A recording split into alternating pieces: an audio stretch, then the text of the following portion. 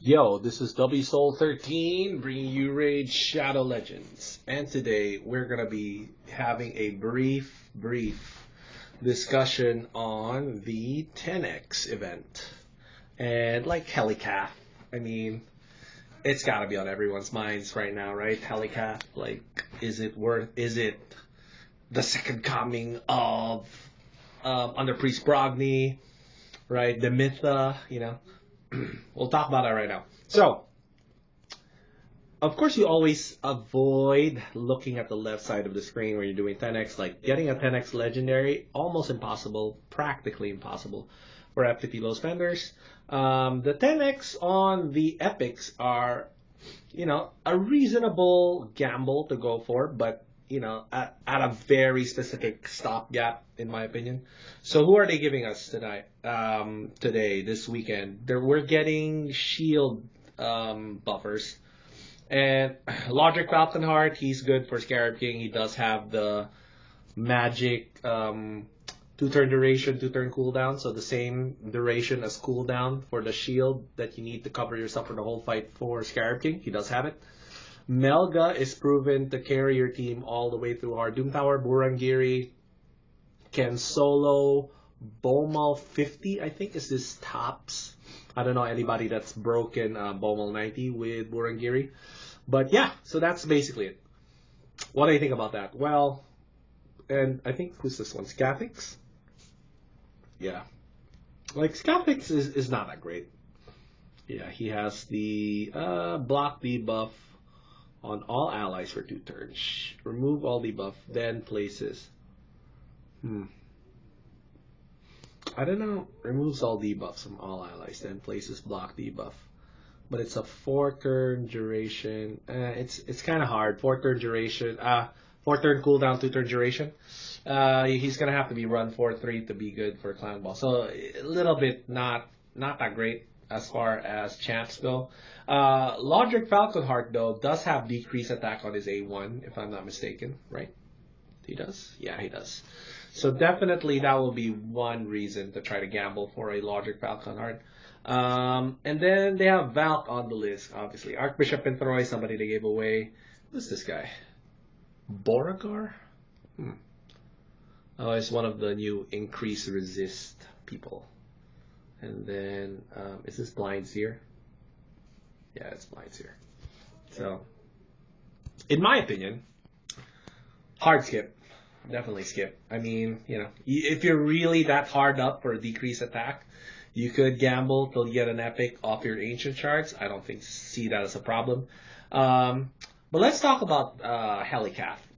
That is like, I've been getting a lot of DMs from my readers, from my viewers about, hey man, Helicath is coming. Is it the second coming?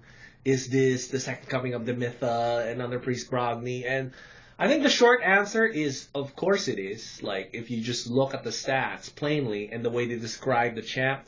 So they're describing him as, 1, an unkillable champ, and 2, shields as big as Valkyries. Plarium's words, man, not mine. So, are we looking at a 4-turn cooldown, 2-turn duration, block damage, and a Valkyrie shield that's going to be defense based? So is it going to be the same as Valkyrie? So what I've noticed with fusion champs versus regular champs is that they are kind of like light versions of meta champs, like class S, tier champs. Fusion champs are typically like lighter versions of that. In some cases even, fusion champs are light versions of epics. Like amazing epics, and they're kind of like light versions of that. One good example is one of the epics before that was regarded as an important epic for progression in the game was Miscreated Monster. And we've had so many champs, fusion champs, that does the AoE, puts shield on your champs. I think we've had Bivald, we've had Under Priest Brogni. So in my opinion, I feel like if they're going down that route, of course, like you could argue the Mytha was supposed to be like a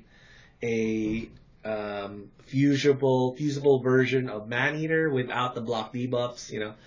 And because of the cooldowns they gave her, she actually ended up being better than Maneater in a lot of cases. Although double Maneater is still the most flexible to build and the easiest to build of the unkillable teams. That hasn't changed, I think. I don't think it's going to change with Helicath. Helicath is probably going to be difficult to build. But it does give you something to shoot for, and it puts that unkillable in your pocket, right?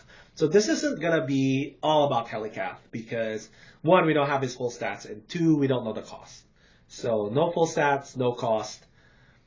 Forget about it, right? All these content creators telling you right now that, oh, you should be farming food or you should be farming pots or whatever bullshit.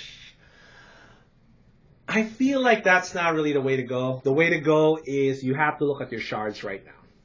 Realistically, look at your shards from your mysteries all the way down to your ancients, void, and sacred, and ask yourself, do they total up to 5,500 points worth of champ chase / summon rush?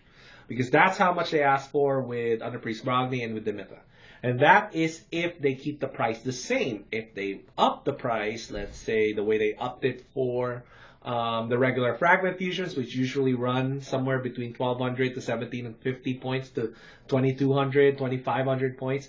Now they're asking for 3,500 points every single time they do these fragment fusion events, you know?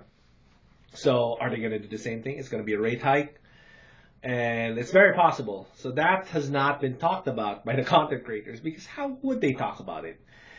They don't really care about the cost of the fusion events because to them, 3,500 points, what is that? 7 sacred shards?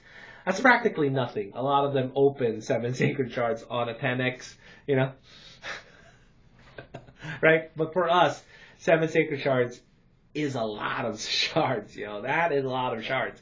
For a champ like Corrado, I mean, I don't think they asked for Corrado. But even like Opardin, would you open 7 sacred shards for Opardin? Plus all the fusion event stuff you have to do? I mean, you know, these questions need to be answered. This is why this year, one of the big questions I've been asking myself and I've been asking you, the viewers, is that should you start skipping fusion events, you know? Because now we're going to have a premium. I'm calling this a premium fusion event. So this is going to be like a Dimitha Brogni level fusion event, in my opinion.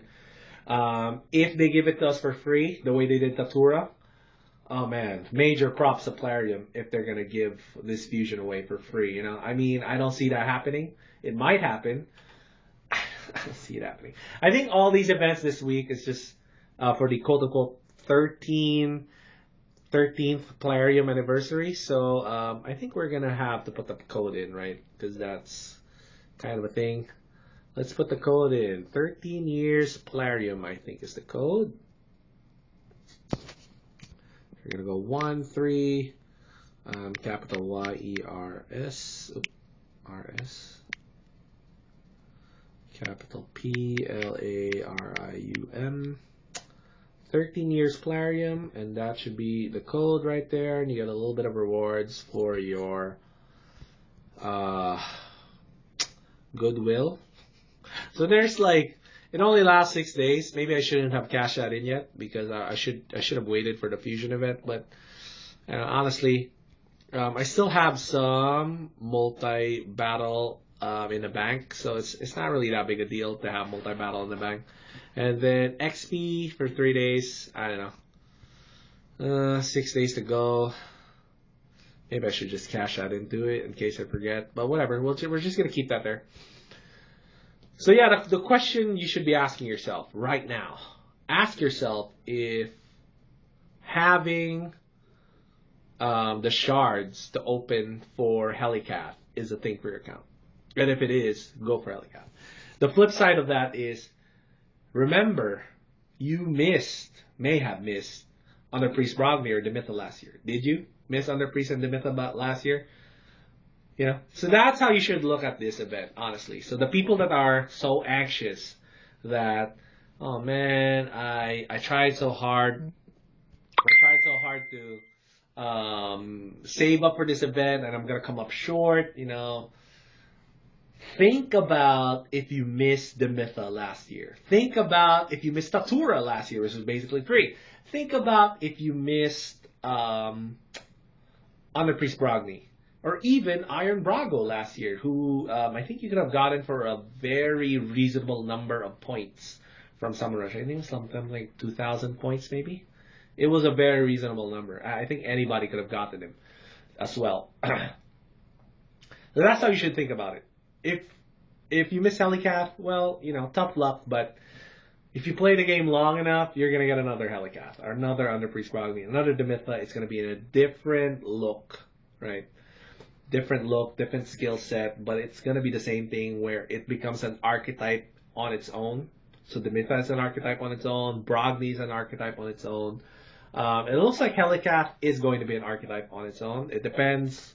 We don't even know the full stat spread yet for this champ, for the cooldowns, which are the most important part of any unkillable team. He might need another unkillable champ. If you need another unkillable champ on top of him, well then basically that doesn't really do anything, So these are things you need to think about before you go up in arms and say, oh my god, it's terrible, I'm not going to be able to get him. And the flip side of that too is once we know the cost and once we know how much it will take to get him, you better be all in, right?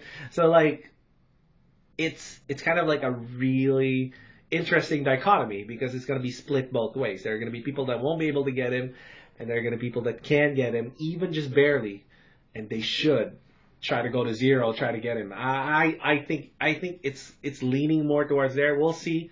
I'll give you my final verdict once he's actually out, like always. I'm not going to jump the gun on that. But at the same time, don't lose hope. That's basically it. Because, if you're going to come in here and you're going to say, oh my god, I missed this. You know who I missed when I first started out in the game? Sir Nicholas. Right? So I started 2+ years ago. So I missed Sir Nicholas. I missed Tormund. I missed Rothos, even though I did end up pulling a Rothos later on. Multiple Rothos, actually. That's the other thing, too, about these fusion champs, is that they become part of the pool as well. So, We'll see y'all next time, all right? And we'll talk about it more once the actual numbers come out, yeah?